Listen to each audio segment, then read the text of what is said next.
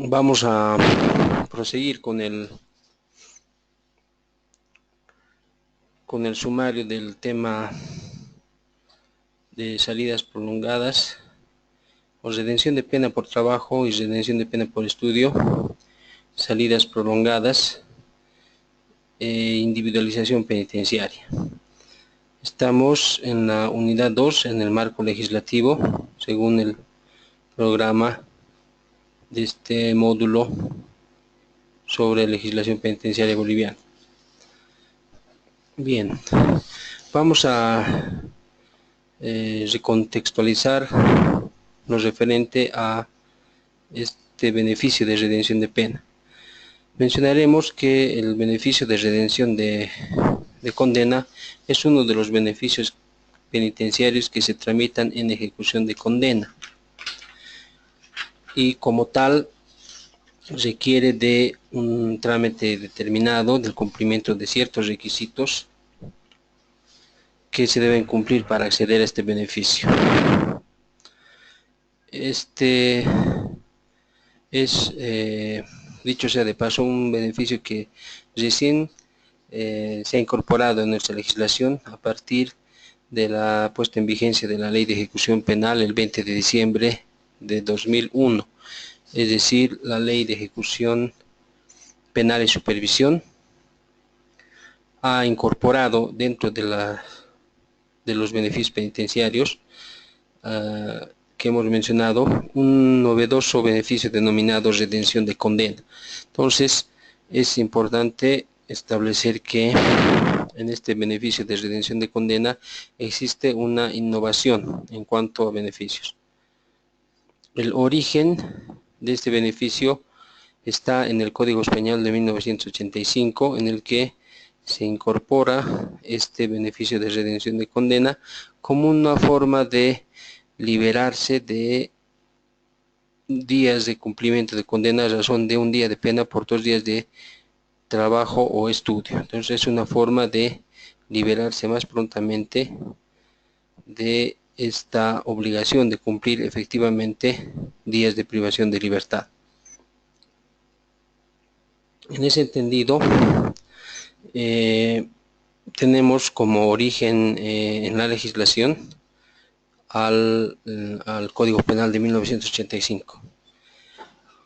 En ese entendido, entonces, se va a realizar el tratamiento del beneficio de redención de pena. Vamos entonces, con ese antecedente histórico, vamos a desarrollar el contenido de la redención conforme está apareciendo en pantalla y empezaremos por el concepto. Semánticamente, la palabra redención es un concepto religioso esencialmente cristiano. El término redención significa liberarse del dolor o de una mala situación, y en ese contexto la redención de pena es un beneficio que consiste en abreviar, acortar, disminuir o reducir el tiempo efectivo de cumplimiento de la condena por la realización de actividades de trabajo y o estudio y el cumplimiento de los requisitos establecidos por ley, denominado también beneficio del 2x1. Se denomina el 2x1 porque se redime el tiempo de un día de pena por 2 días de trabajo o estudio. Es decir que estos 2 días de trabajo o estudio van a hacer desaparecer un día de privación de libertad, porque se redime en ese orden, un día de pena por 2 días de trabajo o estudio. Estas actividades de trabajo o estudio se realizan en jornadas diarias de 8 horas. También existe las horas extraordinarias de trabajo o estudio que la ley de ejecución penal reconoce que deben ser válidas, debidamente acreditadas para poder ser reconocidas y poder contar con más días de trabajo o estudio para este fin. Generalmente las jornadas de estudio se liquidan por horas y haciendo el cálculo correspondiente se tienen meses, días de tiempo de estudio realizado. el trabajo de igual forma se acredita por meses, por años y días.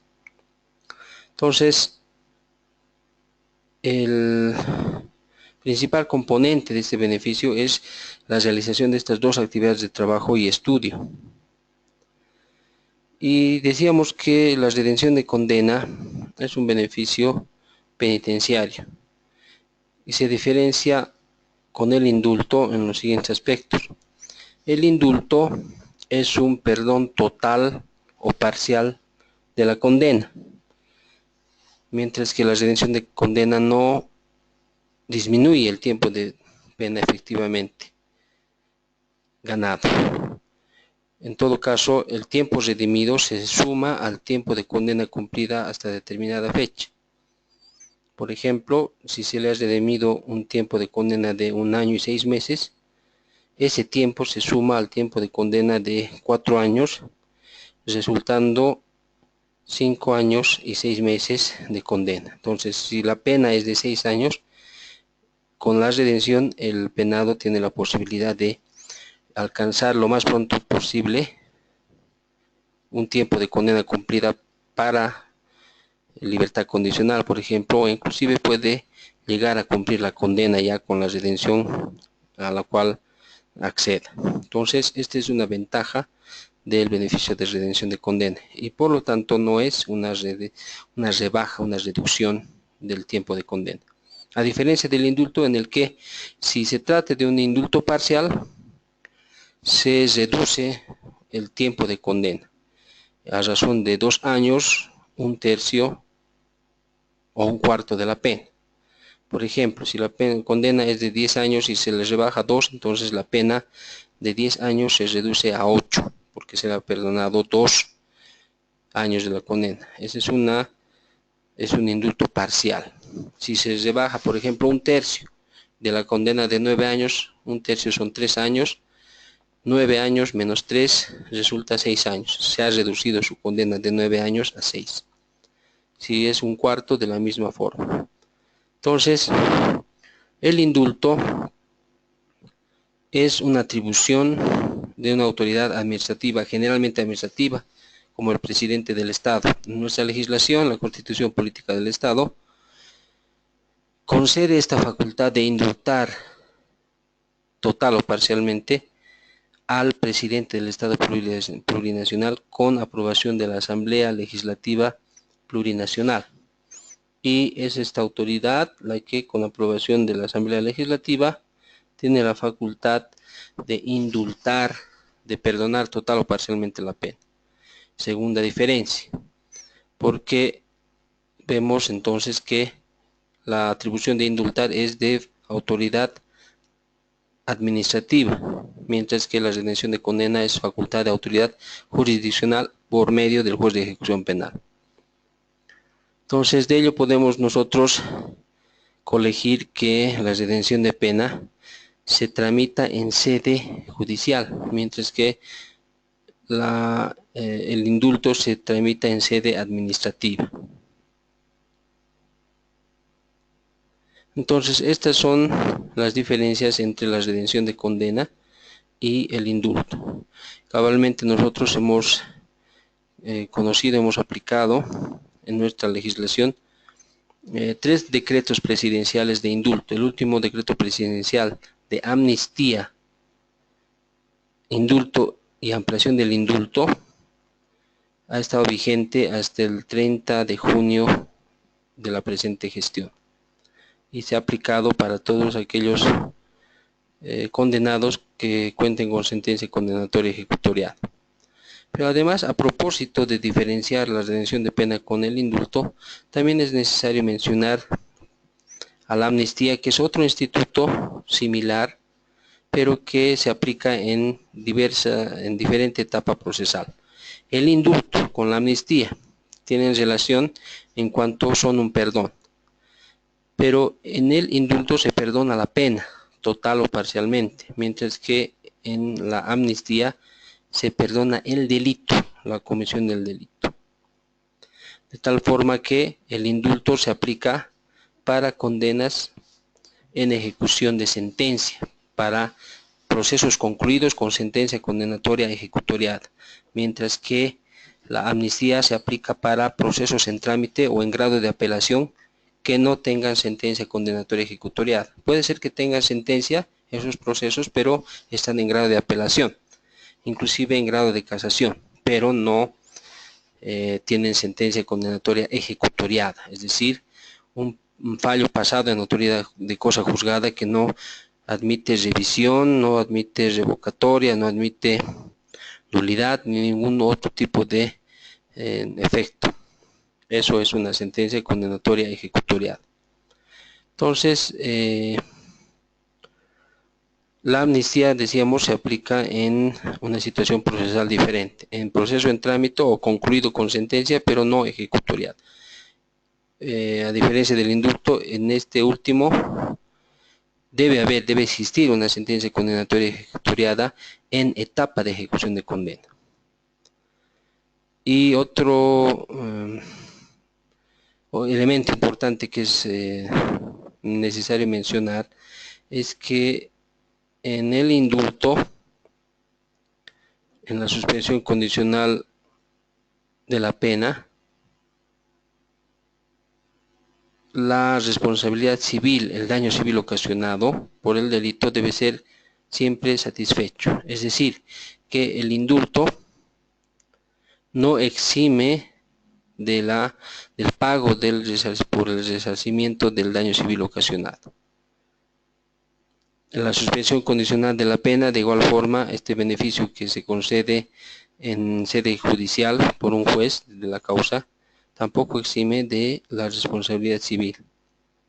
Pero sí la amnistía. La amnistía sí, dentro de sus efectos, exime de responsabilidad civil porque no existe sentencia, no existe, se olvida el delito cometido. Amnistía viene del vocablo griego amnesis, que significa olvido. Entonces, si se olvida el delito, si se perdona el delito, entonces sus efectos posteriores a partir de la sentencia también ya no tienen validez. Es decir, esto es comprensivo de la responsabilidad civil ocasional, no así con el indulto.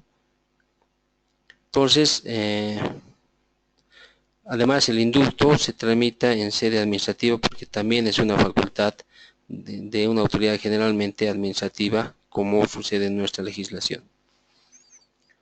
Bien, entonces, dichas estas diferencias con la redención de condena, pasaremos ahora a mencionar los requisitos para tramitar la redención de condena o de pena por trabajo y por estudio. En ese entendido, los requisitos están previstos en la norma especial que regula la etapa de la ejecución de la condena es la Ley 2298 de 20 de diciembre de 2001, denominada Ley de Ejecución Penal y Supervisión. Los requisitos de la redención están previstos en el artículo 138 de esta norma, Ley de Ejecución Penal, y son los siguientes: no estar condenado por delito que no permite indulto, haber cumplido las 2/5 partes de la condena, haber trabajado de manera regular bajo el control de la administración penitenciaria, haber estudiado o aprobado las evaluaciones parciales y finales de los cursos autorizados por la administración penitenciaria, no estar condenado por delito de violación a menor de edad, no estar condenado por delito de terrorismo, no estar condenado a pena privativa de libertad superior a 15 años por delitos tipificados en la Ley 1008 del régimen de la coca y sustancias controladas y no haber sido sancionado por faltas graves o muy graves en el último año. Vamos a desglosar cada uno de estos requisitos, ¿verdad? Con respecto al tiempo de condena cumplida, debe cumplirse las 2/5 partes de la condena. Por ejemplo, si la condena es de 5 años, 2/5 partes son 2 años. Asimismo, este tiempo de condena se realiza a través de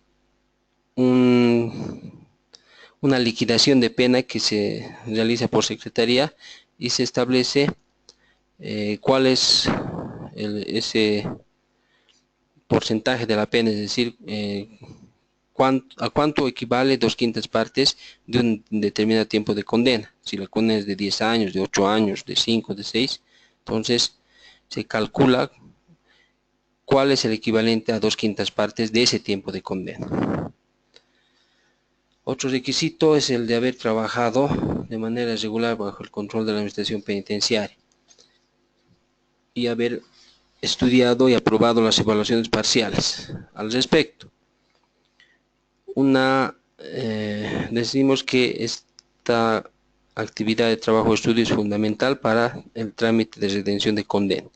En ese entendido, por una parte, el trabajo que se realiza tiene que ser un trabajo penitenciario bajo el control de la administración penitenciaria. No puede ser un trabajo externo ni de otra naturaleza o extrapenitenciario. Tiene que ser un trabajo bajo dependencia dentro del establecimiento penitenciario. Y para eso existen modalidades de trabajo cooperativo, individual, bajo dependencia, etc. Y también refiriéndose al trabajo, aprobar, dice, los cursos autorizados por la administración penitenciaria. Esto se refiere a la recepción de determinados grados de instrucción que puede recibir el condenado. En nuestra legislación, para el caso de personas analfabetas, la alfabetización es de carácter obligatorio, así como la instrucción primaria.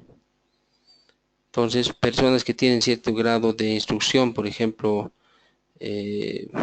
son bachilleres, pueden acceder a una instrucción técnica e inclusive una instrucción universitaria. Y esas actividades académicas, cursos, seminarios, talleres y otro tipo de eventos de formación y de capacitación se consideran actividades de estudio, lo mismo que la instrucción en áreas técnicas o inclusive en educación superior universitaria. Todas esas actividades son autorizadas por la administración penitenciaria y son reconocidas válidamente como estudio a los efectos de la redención de condena. Tenemos, entre otros requisitos, no estar condenado por delito de violación a menor de edad. Al respecto, hay que mencionar que la mayoría de edad se adquiere a los 18 años cumplidos, es decir, cuando la persona accede a la facultad de disposición a realizar determinados actos sin la autorización de la autoridad paterna o materna de ambos, ¿verdad? Entonces, en estos casos, la legislación establece que ese derecho de obrar, de ejercicio, se adquiere a los 18 años de edad. Entonces, uno de los requisitos es no estar condenado por delito de violación a menor de edad. Entonces, si existe un penado condenado por este tipo de delito, no cumple el requisito establecido en el artículo 169 de la Ley de Ejecución Penal. Tenemos también como otro requisito no estar condenado por delito que no permite indulto. Esto significa que la persona no debe estar condenada por delito de parricidio, asesinato y traición a la patria o violación agravada, que son los delitos que se sancionan con 30 años sin derecho a indulto y en el caso de violación 25 años como pena máxima sin derecho a indulto, es decir, sin derecho a perdón total o parcial de la pena, hablando del indulto, ¿verdad? Porque eso significa que esas personas condenadas por delito de por delito de asesinato, parricidio y traición a la patria y violación agravada, no pueden ser beneficiados con el indulto total o parcial de la pena, que es una facultad administrativa como hemos mencionado. Y tal como lo establece y lo restringe la ley, tampoco pueden ser beneficiados por autoridad judicial con la redención de condena. No procede para estos casos. Seguidamente tenemos no estar condenado por delito de terrorismo, no estar condenado por delito. El terrorismo es un delito contra la seguridad interna del Estado.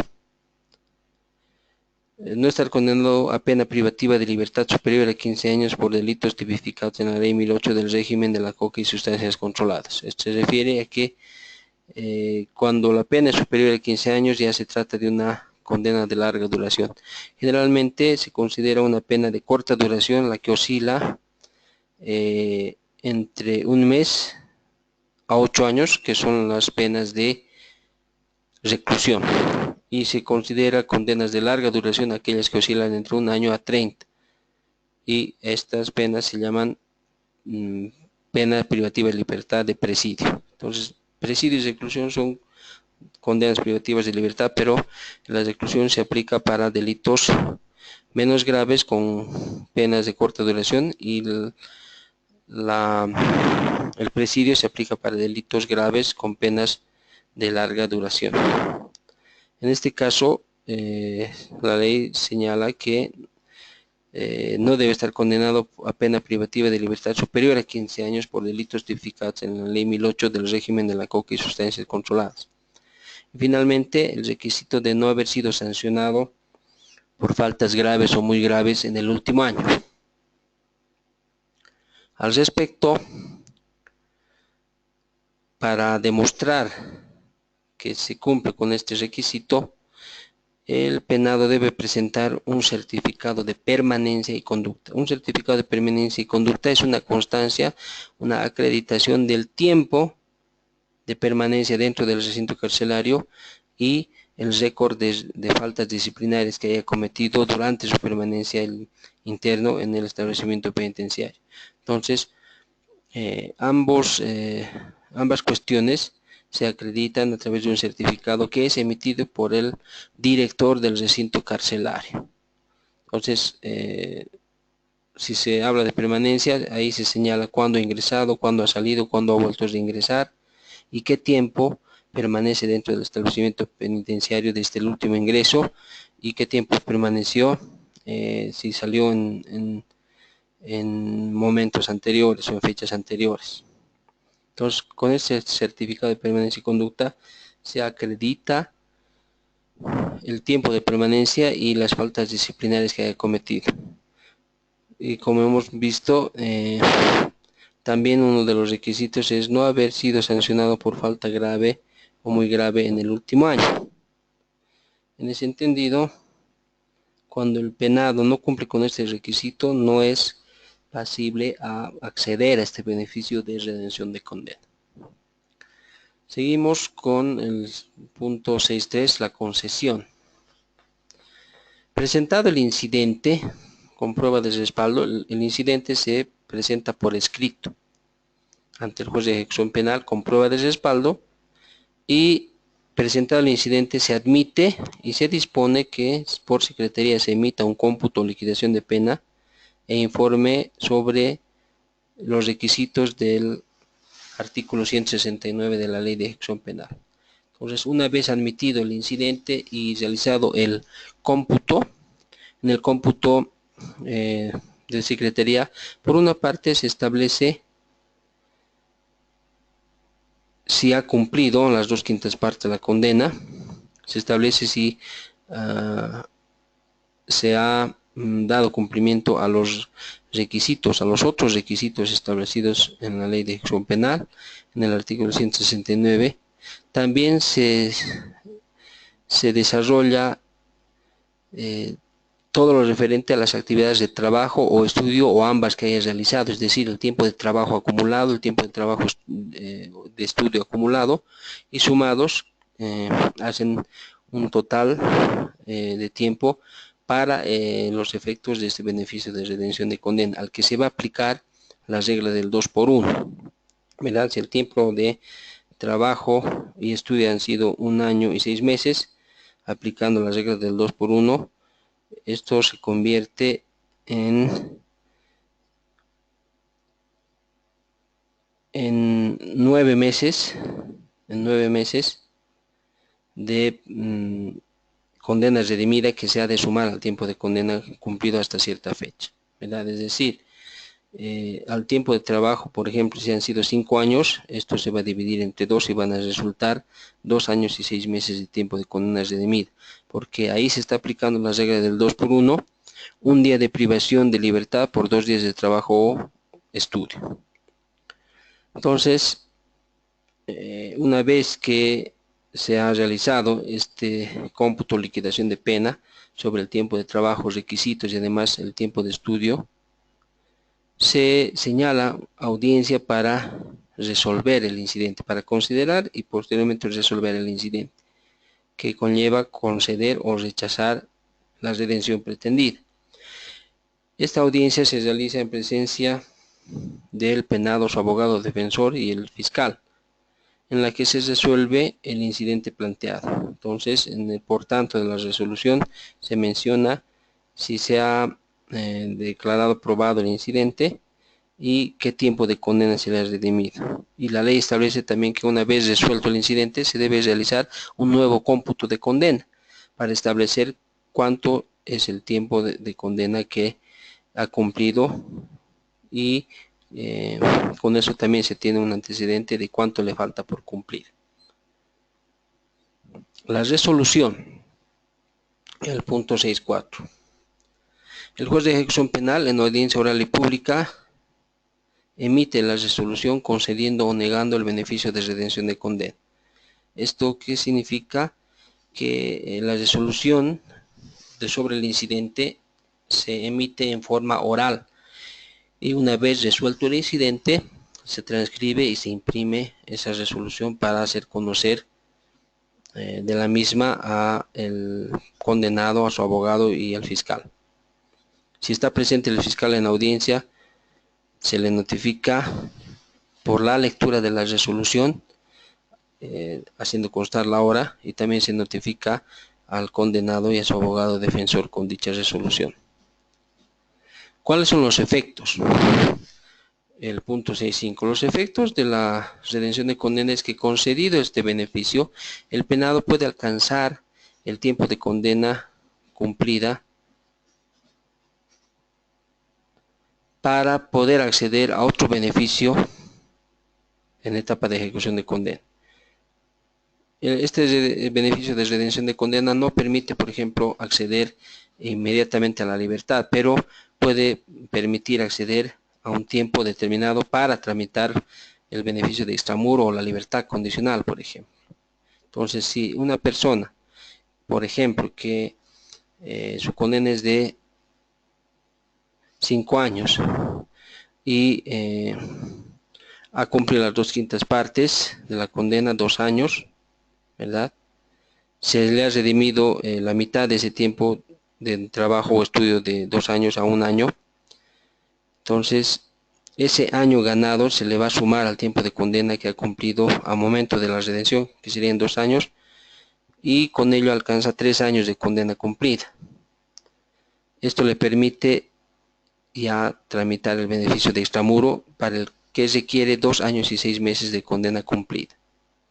Antes tenía 2 años, con la redención ya sobrepasa la mitad de la condena cumplida, inclusive puede tener tiempo ya para acceder a la libertad condicional, haciendo el cálculo sobre las 2/3 partes.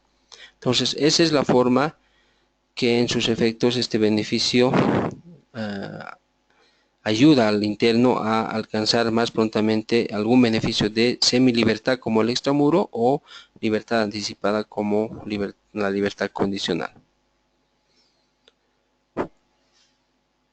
El punto 6.6, interrupción de la redención.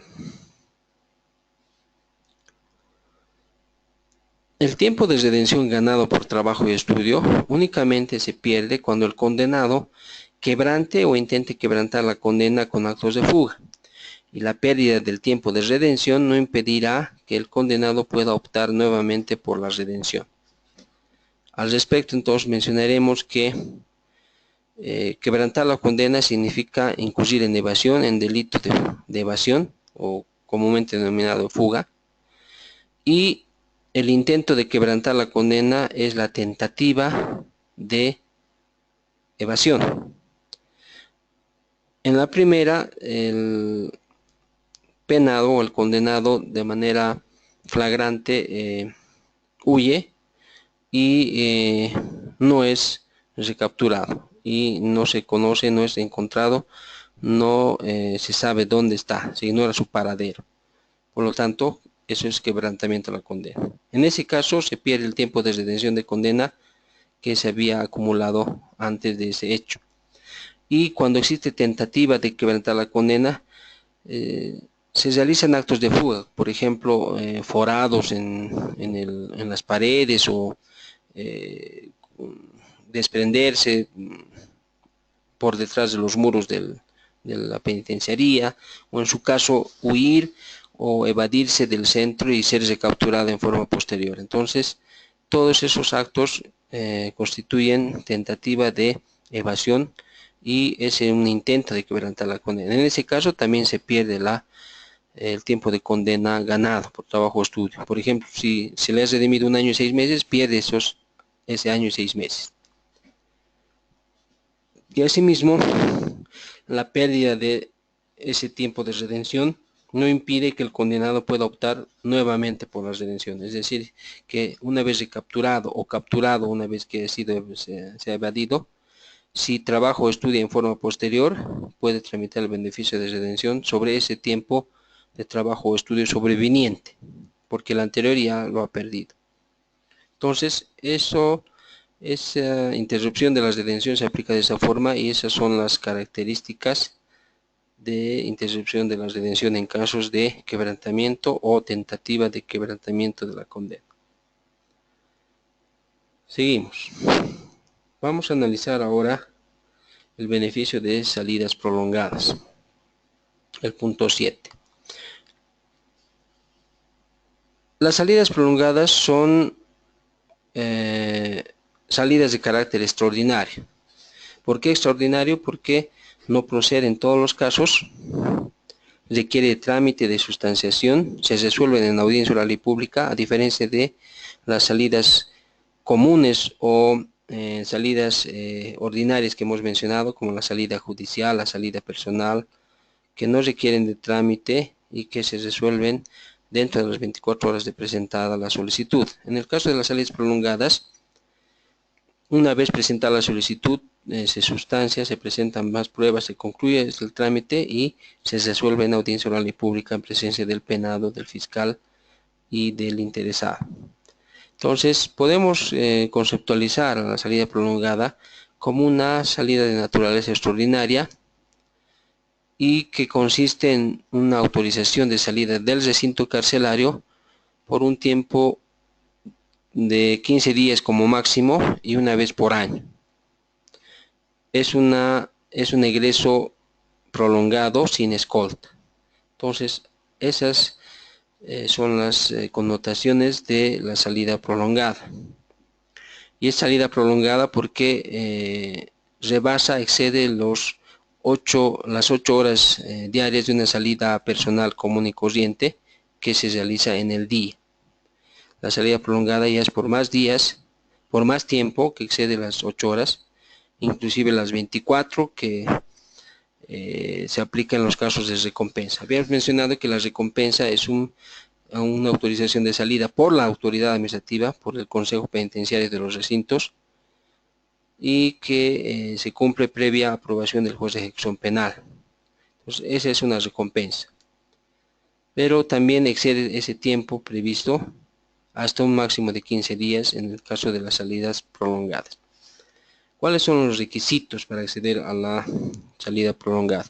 Los requisitos de la salida prolongada están previstos en el artículo 167 de la Ley de Ejecución Penal y son los siguientes. Estar clasificado en el periodo de prueba, esto significa el tercer periodo del sistema progresivo, que es referente de por lo menos o al menos la mitad de la condena impuesta, cumplida. Otro requisito, no estar condenado por delito que no permite indulto. Ya hemos mencionado que el asesinato, parricidio, traición a la patria son delitos que no permiten indulto, así como la violación agravada en menores, contra niño o adolescente. Otro requisito, haber cumplido por lo menos 2/5 partes de la condena. Es decir, es el mismo requisito de tiempo de condena cumplida que establece la redención. Entonces, tanto para la redención como la salida prolongada, el tiempo de condena cumplida es de 2/5 partes. Antes de ese tiempo de condena no se puede tramitar ningún otro beneficio que pueda acceder al penado, ¿verdad? Es decir, para cualquier beneficio de redención o de salida prolongada se requiere el cumplimiento de 2/5 partes de la condena. Para extramuro, la mitad de la condena, y para libertad condicional 2/3 partes de la condena. Entonces, en ese entendido, este requisito de 2/5 partes de la condena también es idéntico al tiempo de condena que se requiere para la redención. Otro requisito es que no haya sido sancionado por faltas graves o muy graves en el último año, es decir, que no haya sido disciplinariamente sancionado en el último año. Y finalmente, otro requisito, ofrecer 2 garantes de presentación. Los garantes de presentación, como hemos mencionado, son garantes personales que tienen que tener un domicilio conocido, ingresos formales o informales debidamente acreditados y legales. Entonces, esas son las condiciones que debe cumplir un garante de presentación, que además se compromete a pagar una suma determinada en caso de que su afianzado incumpla las reglas o se evada. En esos casos también son pasibles a procesamiento penal por favorecimiento a la evasión y evasión respectivamente. Concesión 7.3. Presentado el incidente con prueba de respaldo, se admite, se dispone a emitir cómputo o liquidación de pena por secretaría para establecer si ha cumplido las 2/5 partes, si está clasificado en el tercer periodo, si ha ofrecido garantes, etc. Luego se señala audiencia para su consideración, que se celebra en presencia del penado, su abogado defensor y el Ministerio Público, resolviéndose el incidente planteado. Punto 7.4 de la resolución. El juez de ejecución penal en audiencia oral y pública emite la resolución concediendo o negando el beneficio de salida prolongada. Es decir, que puede declarar probado el incidente y conceder la salida prolongada por un lapso de 10 días, 15 días como máximo, sin escolta, porque existen los garantes de presentación ofrecidos. ¿Cuáles son los efectos? Concedido el beneficio, él o la penada puede salir del establecimiento penitenciario al lugar donde va a permanecer, que generalmente es un domicilio precario en el que va a ser notificado y donde puede ser encontrado, debiendo retornar a su término al centro penitenciario a seguir cumpliendo su condena. 7.6. La revocatoria. Al momento de conceder este beneficio de salida prolongada, el juez de ejecución penal, al igual que en otros beneficios como el extramuro, la libertad condicional, etc., impone determinadas reglas y condiciones que deben ser cumplidas durante el goce de ese beneficio. Es decir, durante esos 15 días, por ejemplo, como máximo 10, debe cumplir de manera responsable y seria esas reglas y condiciones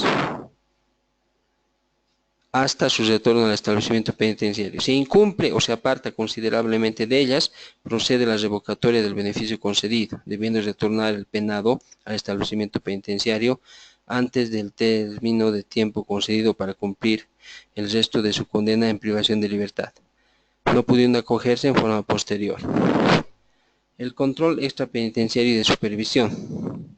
Durante el goce de este beneficio, la presentación periódica del penado se hace en estrados judiciales. Debe firmar cada 5 días, cada 3, dependiendo cómo disponga el juez. Y el condenado, a su vez, debe ser controlado por trabajo social. Y esta tarea de seguimiento y control y de supervisión lo ejerce trabajo social dependiente del juzgado, porque este funcionario va a informar si viene periódicamente los días que se ha dispuesto a firmar un libro de control en el juzgado, porque esa es una manera de ejercer el control correspondiente. Entonces, esos son los alcances del control extrapenitenciario y de supervisión. Y finalmente, para concluir con esta unidad 2, nos referiremos a la individualización penitenciaria. La individualización penitenciaria quiere decir que cada etapa del sistema progresivo agotada, el interno debe ser debidamente evaluado por un equipo multidisciplinario. El servicio de asistencia legal, médica, psiquiátrica, psicológica y legal deben emitir criterio para establecer cuál es el estado del condenado. Entonces, la individualización penitenciaria se refiere a ese estudio pormenorizado de la conducta, de las aptitudes, del comportamiento, de su relacionamiento con el resto de la población penitenciaria, para que transcurra adecuadamente las etapas del sistema progresivo.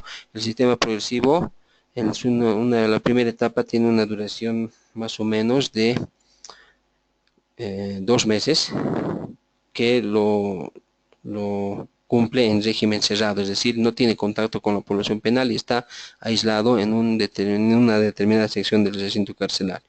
En forma posterior, la segunda etapa dura 6 meses aproximadamente, que es la etapa de adaptación social en un ambiente de confianza. La primera etapa es de observación y clasificación iniciales. A partir de la segunda etapa, entonces, la evaluación del condenado debe ser cada 6 meses y dependiendo del tiempo de condena que haya cumplido,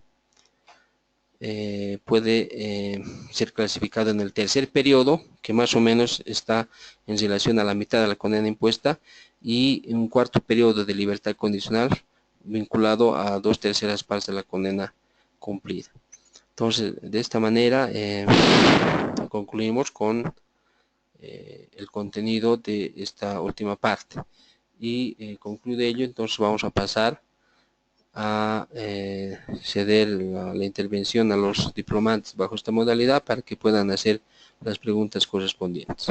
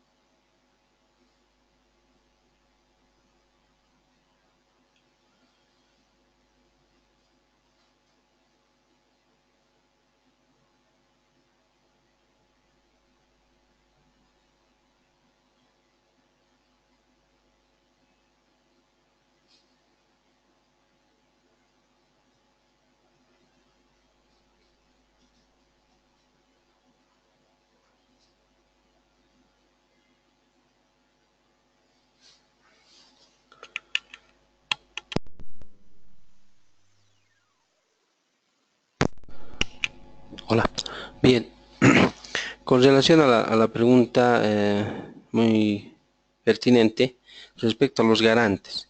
Se pregunta si los garantes solo tienen responsabilidad económica o si reciben sanción de reclusión como tal. Vamos a aclarar dos cuestiones. Una persona solamente puede ser sancionada penalmente, previo proceso penal y por habérsele demostrado que ha cometido un delito. En este caso del extramuro de la salida prolongada, los garantes personales ofrecidos se comprometen bajo juramento y suscripción de un acta a a empezar a pagar una suma suficiente para gastos de captura y costas procesales en caso de que su afianzado incumpla las condiciones y reglas impuestas, no se ha presentado a- ante la autoridad judicial cuando sea requerido. Es decir, que los garantes se comprometen, la obligación de garante pasa por obligarse a presentar a su afianzado las veces que sea requerido y a que cumpla responsablemente las condiciones y reglas impuestas.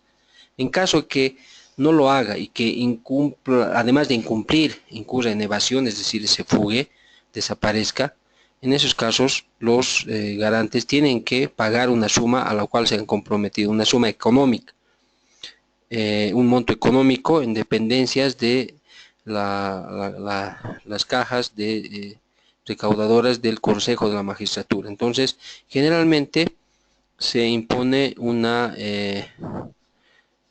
suma de 10.000 bolivianos por cada garante, suficientes para gastos de captura y costas procesales.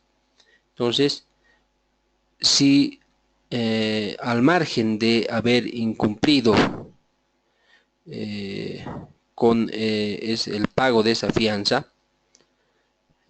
que se han comprometido a pagar en caso de que huya su afianzado, y además se demuestra que han favorecido al condenado para que se evada, entonces a partir de ese momento ya han cometido el delito de favorecimiento a la evasión.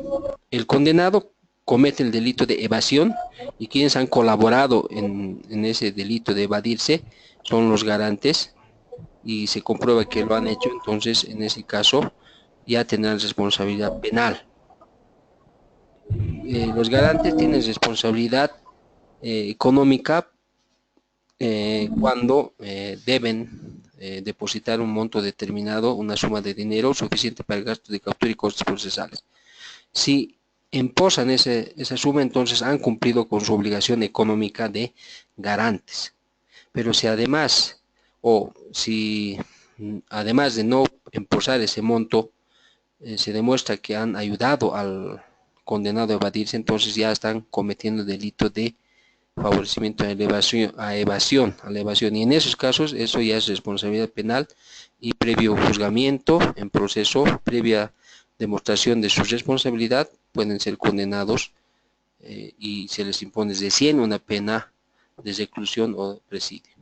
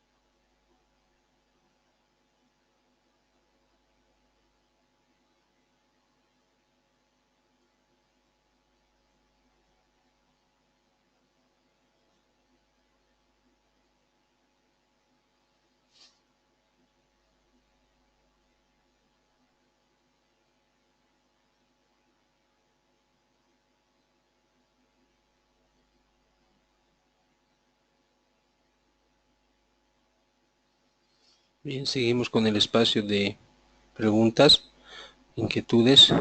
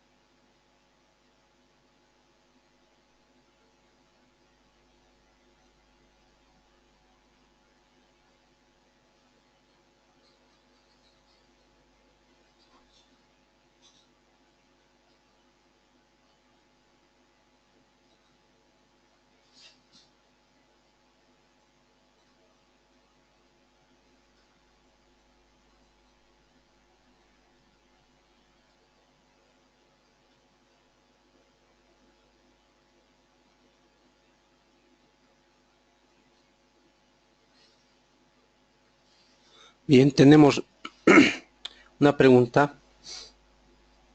Refiere si el recluso sale con redención de pena y comete otro delito que no es por el primero que fue sentenciado, entonces pierde ese derecho y se le procesa por un nuevo delito. Bien, al respecto, eh, una vez que el condenado ha accedido a la libertad con la redención de condena, es decir, con la redención de condena, por ejemplo, sale con libertad condicional o con libertad definitiva si ha cumplido la totalidad de su condena. En esos casos, entonces, estando en libertad, vuelve, libertad condicional o libertad definitiva, vuelve a cometer delito. Entonces, eh, el tiempo de redención que ha ganado en ese delito, es decir, en el primer delito, en el primer caso, ya no tiene efecto porque ha cumplido su condena con libertad definitiva, pero si estando con libertad condicional tenía que cumplir el tercio de su condena, el resto de su condena en libertad, entonces eh, pierde el tiempo de redención que ha ganado para acceder a esa libertad condicional y por lo tanto tiene que cumplir el tiempo efectivamente que debiera privado de libertad. Pero eso no le exime que habiendo cometido delito en libertad, estando en libertad condicional o libertad definitiva, eh, sea procesado por ese nuevo delito posterior sobreviniente que ha cometido. Entonces, si está con libertad eh, condicional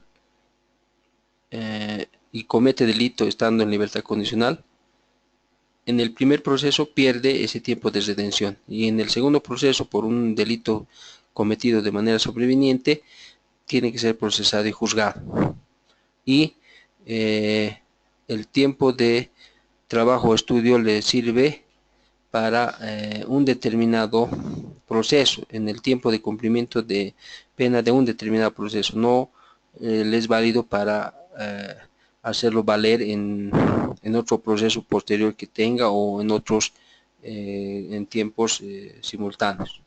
Entonces, en ese entendido, el condenado, si estando en libertad comete algún delito, tiene que ser procesado por ese nuevo delito y en el delito en el cual se ha beneficiado, en el que estaba cumpliendo condena y se ha beneficiado con redención, pierde el tiempo de redención que le ha ayudado a acceder a la libertad condicional o a la libertad definitiva.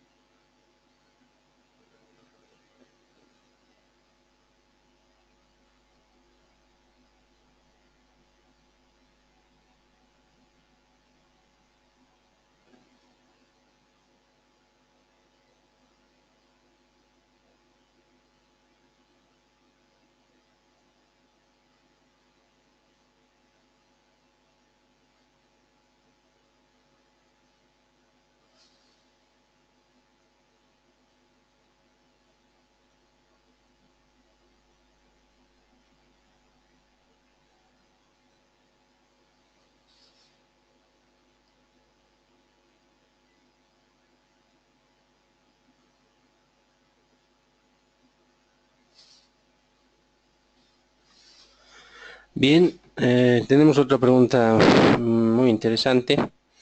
Se señala si en un caso en el que haya sido condenado por delito de robo agravado en ese delito, durante la ejecución de ese delito, el cumplimiento de la pena en ese delito,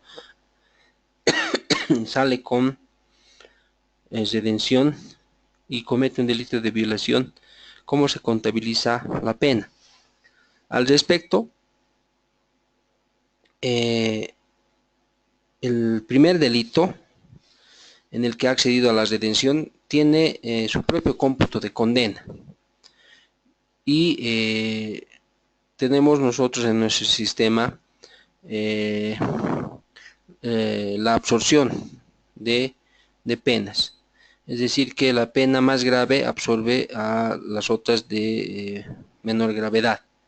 Pero si se cometen delitos independientemente uno del otro, entonces en el nuevo delito que haya cometido y que haya sido juzgado, se va a computar los tiempos de la condena cumplida de 2/5 partes independientemente del otro proceso. Es decir, que no se puede hacer valer el tiempo de condena cumplido, las 2/5 partes, en un primer delito, en el cumplimiento de condena de un primer delito, para el segundo delito en forma posterior.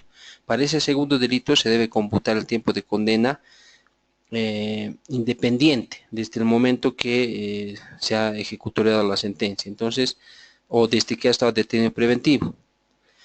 Cabe hacer notar que a los efectos del cumplimiento de la condena, del cómputo de la condena, es válido el tiempo de privación de libertad en calidad de detenido preventivo como parte de la condena cumplida. Es decir, que si el condenado en forma posterior ha estado detenido preventivamente 1 año, 2 años, esos 2 años se computan como parte de la condena cumplida, pero no se mezclan, no se sobreponen.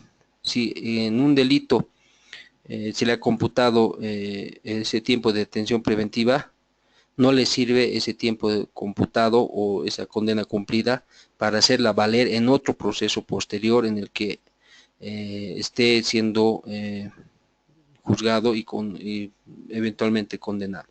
Entonces, no, no se sobrepone el tiempo de condena cumplido en un delito y no se mezcla con el tiempo de condena cumplida en otro delito. Son dos cómputos, son dos momentos de cómputo diferentes en un delito como en otro. Y no se puede hacer valer el tiempo de condena como parte de condena cumplida en calidad de detenido preventivo para un delito y hacerlo valer en otro delito posterior en el que esté siendo juzgado o que sea posteriormente condenado. Entonces, esos cómputos son independientes.